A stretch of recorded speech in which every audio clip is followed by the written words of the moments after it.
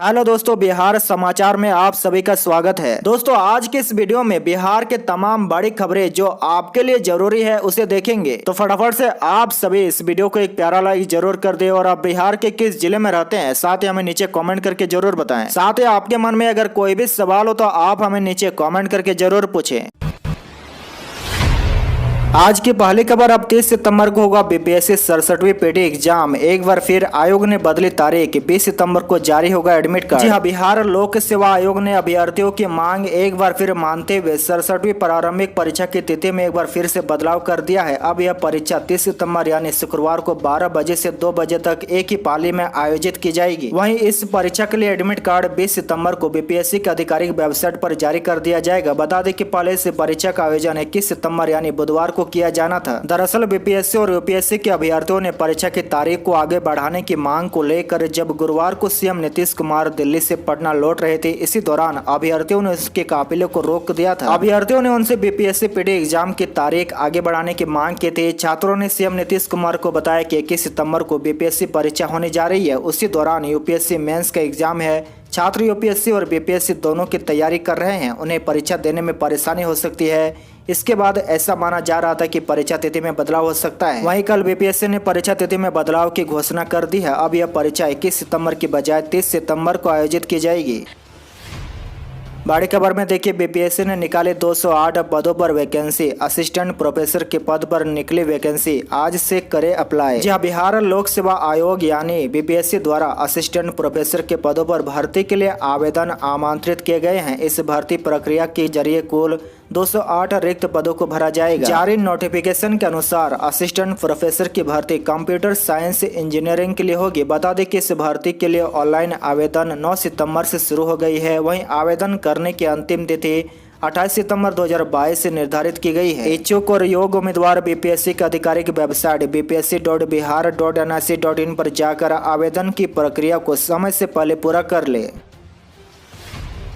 बड़ी खबर में देखिए, बिहार में नगर निकाय चुनावों की तारीखों का ऐलान। 10 और 20 अक्टूबर को 2 चरण का मतदान, तीसरी डेट बाद में। जी हाँ, राज्य निर्वाचन आयोग ने नगर निकायों में आम चुनाव को लेकर अधिसूचना जारी कर दी है। 2 चरणों में 224 नगर निकायों में आम चुनाव होगा। पहले चरण के लिए 10 अक्टूबर को वोटिंग होगी और मतगणना 12 अक्टूबर को होगी। वहीं दूसरे चरण के लिए 20 अक्टूबर को वोट पड़ेंगे और काउंटिंग 22 अक्टूबर को होगी। आपकी जानकारी के लिए बता दें कि पटना समेत बिहार के सभी 19 नगर निकायों को मेयर व उप मेयर के पदों का आरक्षण राज्य निर्वाचन आयोग द्वारा निर्धारित कर दिया गया है। आयोग की अधिसूचना के अनुसार पटना में मेयर पद पर अनारक्षित महिला एवं उप मेयर पद पर पिछड़ा वर्ग की महिला के लिए आरक्षित किया गया है।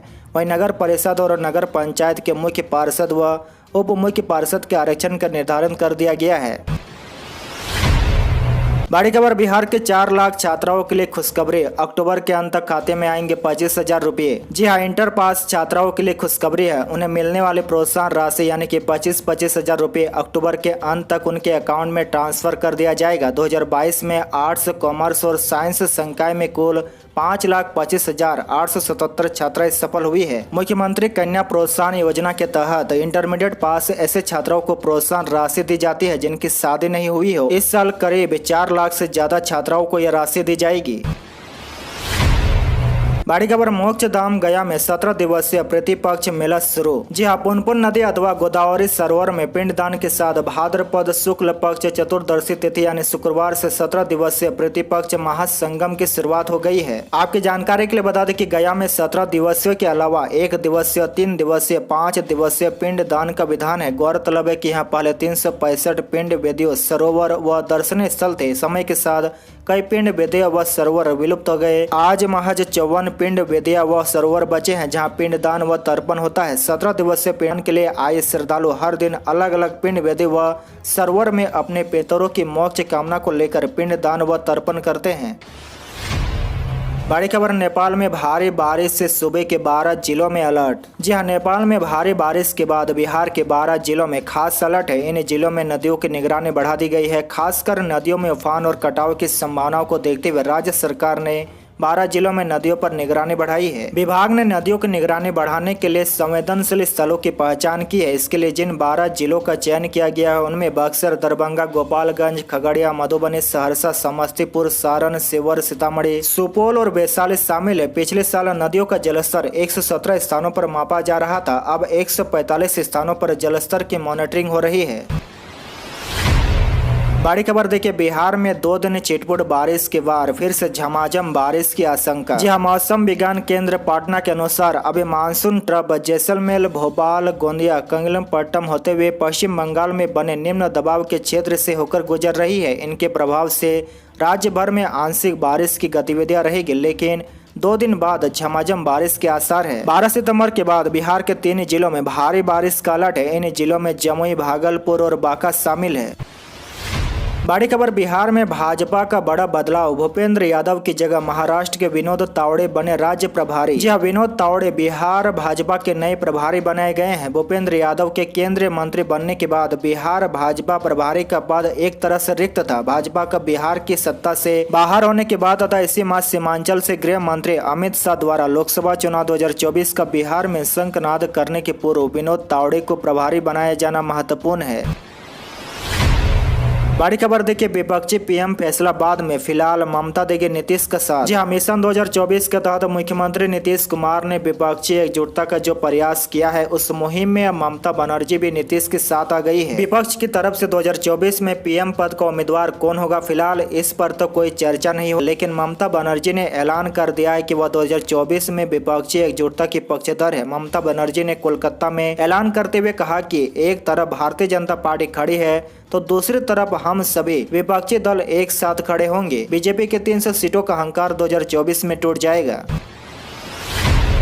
बड़ी खबर देखिए, बिहार के गया में अक्टूबर तक शुरू होगी डोंगेश्वरी और ब्रह्मयोनी पहाड़ी रोपवे का काम। एजेंसी की खोज हुई शुरू। जी हाँ, गया के डोंगेश्वरी और ब्रह्मयोनी पहाड़ी पर 22 करोड़ रुपए से रोपवे का निर्माण जल्द शुरू होगा। रोपवे निर्माण के लिए एजेंसी की खोज शुरू हो गई है। डोंगेश्वरी रोपवे की अनुमानित लागत 14.87 करोड़ रुपये, जबकि ब्रह्मयोनी रोपवे की अनुमानित लागत 7.54 करोड़ रुपये आकी गई है। बिहार राज्य पर्यटन विकास निगम ने टेंडर निकालकर एजेंसियों से दोनों रोपवे के डिजाइन, आपूर्ति, इंस्टॉलेशन, टेस्टिंग और संचालन से जुड़े काम के लिए निविदा आमंत्रित की है। इसके लिए 22 सितंबर की अंतिम तारीख तय की गई है। इसी दिन तकनीकी निविदा खोली जाएगी। पर्यटन विभाग के वरीय अधिकारियों के अनुसार अक्टूबर तक डोंगेश्वरी और ब्रह्मयोनी पहाड़ी पर बनने वाले रोपवे का काम शुरू हो जाएगा। बड़ी खबर, पटना के बोरिंग रोड चौराहे पर बनेगा विक्टोरियल मेमोरियल पंडाल। नवरात्रि के लिए की जा रही है तैयारी। जी हाँ, पटना शहर में नवरात्र पूजनोत्सव के लिए माता की प्रतिमा व पंडाल बनाने की तैयारियां शुरू हो गई है। बोरिंग रोड चौराहा पर हर वर्ष पटना वासियों को थीम आधारित पंडाल, मूर्तियां और लाइटिंग देखने को मिलती है। इस बार बोरिंग रोड में कोलकाता का विक्टोरिया मेमोरियल देखने को मिलेगा। इसके निर्माण के लिए कलाकारों की टीम को पश्चिम बंगाल के मधुपुर से बुलाया गया है। आपकी जानकारी के लिए बता दें कि पंडाल 3000 वर्ग फीट में होगा। इसकी ऊंचाई 60 फीट और चौड़ाई 50 फीट होगी। पिछले कई सालों से पंडाल को देखने के लिए 10 से 12 लाख लोग आते रहे हैं। बड़ी खबर, दशहरा दिवाली पर हेट स्पीच और भड़काऊ पोस्ट पर नीतीश सरकार सख्त, पुलिस को कड़ाई से निपटने के आदेश। जी हां, हेट स्पीच और हेट पोस्ट पर राज्य सरकार सख्त हो गई है। हेट स्पीच से सामाजिक विद्वेष से फैलाने वाले तत्वों पर कार्रवाई में तेजी लाने का निर्देश जारी किया गया है। मुख्यालय ने सभी जिलों से रिपोर्ट मांगी है। इसमें पूछा गया है कि हेट स्पीच के कितने मामले दर्ज किए गए हैं और आरोपियों पर क्या कार्रवाई हुई है। दशहरा और दीपावली पर हेट स्पीच और सोशल मीडिया पोस्ट से माहौल बिगाड़ने की साजिश की आशंका है। इसको लेकर सभी थानेदारों को वायरलेस मैसेज से अलर्ट जारी किया गया है। वहीं पुलिस मुख्यालय ने सोशल साइट के हेट पोस्ट पर अंकुश के लिए किए जा रहे साइबर पेट्रोलिंग की व्यवस्था दुरुस्त रखने की हिदायत दी है। साथ ही हर 15 दिनों पर इस संबंध में मुख्यालय को हो रही कार्रवाई से अवगत कराने के लिए कहा गया है। वहीं एसएसपी जयकांत ने बताया कि व्हाट्सएप ग्रुप में किसी तरह का हेट पोस्ट वायरल होता है तो ग्रुप एडमिन पर भी FIR दर्ज की जाएगी। सोशल साइट पर फेक अकाउंट को चिन्हित करने को लेकर भी मुख्यालय स्तर से साइबर सेल कार्रवाई करती है। बड़ी खबर में देखिए, बिहार के सभी कार्यालयों में कर्मियों के आने और खाने का समय तय, सामान्य प्रशासन विभाग ने जारी किया आदेश। जी हां, बिहार सरकार ने बड़ा फैसला लिया है। अब राज्य के सभी विभाग और कार्यालयों में आने जाने से लेकर खाना खाने का समय तय किया गया है। इसके लिए सामान्य प्रशासन विभाग ने आदेश भी जारी किया है।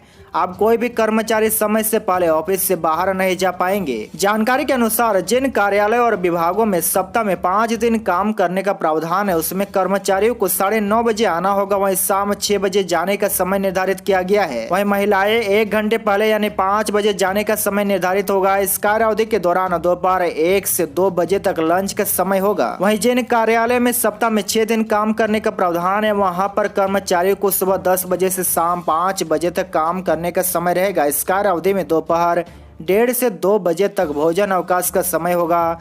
इन कार्यालयों में नवंबर से फरवरी तक का समय सुबह 10:30 बजे से शाम 5 बजे तक होगा। खबर बिहार में जमीन खरीद बिक्री के नियम में सरकार ने किया बदलाव। मॉडल डेट को लेकर आया यह नया आदेश। जहां संपत्ति निबंधन के लिए अब मॉडल डेट उपयोग करने की बाध्यता समाप्त कर दी गई है। दस्तावेज, निवेश, अधिवक्ता अथवा मॉडल डेट में कोई भी विकल्प चुना जा सकता है। 1 सितम्बर यानी आज से पटना, दानापुर, फुलवार शरीफ, मुजफ्फरपुर, गया, दरभंगा और भागलपुर में 100% मॉडल डेट से निबंधन का आदेश बीती 19 जुलाई को जारी किया गया था। आज के लिए बस इतना ही। इसी तरह बिहार के डेली न्यूज देखने के लिए आप हमारे चैनल को जरूर सब्सक्राइब करें।